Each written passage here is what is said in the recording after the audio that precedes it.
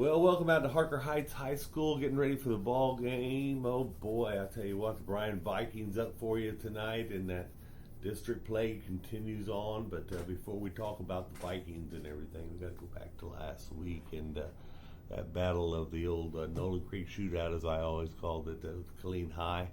And as always, it's a different kind of game. You never know what's going to happen, and y'all came out big on this one. Yeah, great crowd, homecoming crowd. Was pleased on how our kids approached the game and started the game, and it was a great football game of two teams that played really, really hard. And anytime Killeen ISD schools play each other, you know that, Dan, that you can throw the records out the window. And so both teams played extremely hard for 4 quarters, and so pleased with our effort and our performance, and pleased to come out with the W. Well, I heard the stands were almost where you had to put people in the end zone, buddy. Yeah, it was a great turnout for the homecoming festivities, and our student section was rocking. And at one point, I think there was going to be some overflow from what I heard after the game, but it was just great to see that side red and black and packed, and everything that went on before the game and at halftime and after the game. And so it was a great atmosphere and a great home field advantage, and great high school football game. And top it off with a big W. That's always fun. Yeah, we talked about our kids, the focus being 1-0 and to win that, and they did that, and they played extremely good football for 4 quarters, and we were able to come out with the W. And so that sets us up again for this week, another big District 12 6A game on the road again, quite a bit of a road trip. But we've been used to that this season, but on the road, and then our goals would be 1-0 again, and we'll have to play extremely well. Killeen does have a good defense you went up against. So phenomenal, and both defense, offense, and special teams, they're super improved. Coach Sadler and his staff are doing a great job over there. Their kids played with great passion and great effort for 4 quarters, and both offense, defensively, and special teams. And like I told you last week, they're dangerous. They're down 3. Could arguably be the best in the district. They're really good players, and they're all 3 only juniors, and so they've done a good job over there. It's just District 12 6A is tough. Yeah, it is. It's tough. Yeah, it is. It's going to be one of the toughest in the state these days. Definitely in the area. Definitely in this area. I tell you what, some really good teams I've seen in the past few weeks. But moving on to the Bryan Vikings.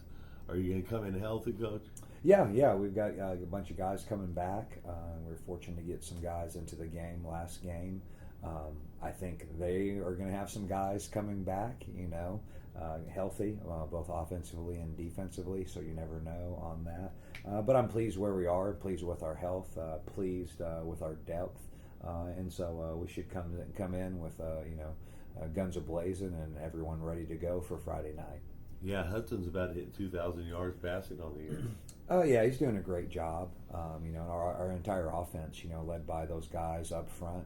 We returned 4 guys, and now 5 guys with great experience. All our H-backs and tight ends have played really valuable minutes and played in big time games. Our receiving corps has also done that, and we have 4 running backs. There's only 1 football, and so that's the problem. We don't have enough footballs. But our other running backs have done a great job on special teams. Jakari Simpson breaks open the game at midway. And so I'm really pleased with our depth. Pleased defensively what we're doing.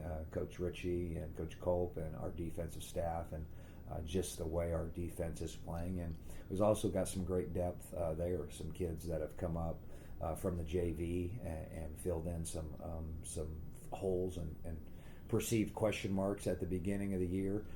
Secondary is playing at an extremely high level. Our secondary coach, Coach Curry, is doing a great job there.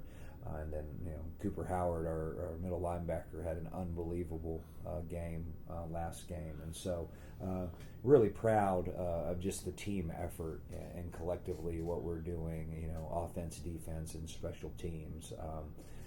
It's just been a story of everyone, stepping up and key guys making plays and new guys making plays that you've never heard of before each game. So it's been a great showing, and pleased where we're at, and now we've got to go on and get after the Bryan Vikings. You talked about Cooper, 81 total tackles, 23 solos, 58 assists. And also, Mr. Johnson and Mr. McKnight, Malik McKnight, both of them guys are doing real well for you defensively. So when you've got 4 defenders in the top 10 in tackles, you're doing pretty good. Yeah, and our defense is designed that way. Your linebackers have to be really, really good football players. And Cooper Howard's a 3-year starter, returning team captain, and he's just playing at a really, really high level. And so that's a huge bonus for the Knights. Scouts have been showing up? Yeah. I mean, our kids are getting heavily recruited and going places on weekends, and so the most important thing is their performance and what they put on tape. So, and our kids know that and embrace that. Yep. We're very proud of the way y'all are playing right now. I mean, just watching what I've seen, how cohesive your team is. They play as a team. They don't get down. There's no highs and lows. You don't let them get high and low. You stay at one kind of level the whole ball game, whole ball game long. And so, one thing I want to ask you about: last week you walked the kids through the stands. Tell me about that. Oh, I mean, just something that was cool. Our kids wanted to do, and a new tradition, and done that at other places. And I thought it was a cool idea, and our run throughs on the other side, and so great little new tradition that we've started, and again, a great connection between our team and our kids and our coaches and our fans and our supporters and our parents and things like that. And so we made it work, and it was a hit, and we'll continue to do that. And the kids and the teachers and coaches, I think they want to name it the Knights Walk, and so it was a good deal, and it's really cool to see that and really give back to our fans and supporters, and for our kids, and to high five and get pictures and all that while we're getting ready to go. It was a good thing, and so turned out really well. So that's pretty cool stuff, man. Yeah. So really good. That's the first thing I thought is you're right there with the fans, and the fans get to say thank you and go get them boys and stuff like that. That's really cool stuff. So it's a good way to start the game. So. Yeah, and it worked. It's working. Do it. Keep on doing it, baby. Yeah. Keep up those good things, and keep playing good football like you are. Yeah. Stay healthy. Yeah. Do all them things, man, and we're going to see you at the district championship trophy.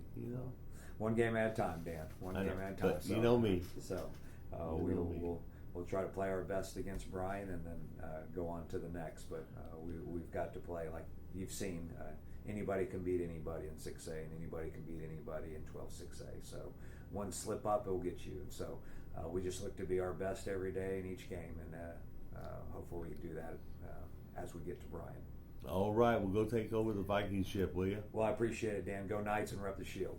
This has been an I-14 Sports Network production, bringing the heat from the heart of Central Texas.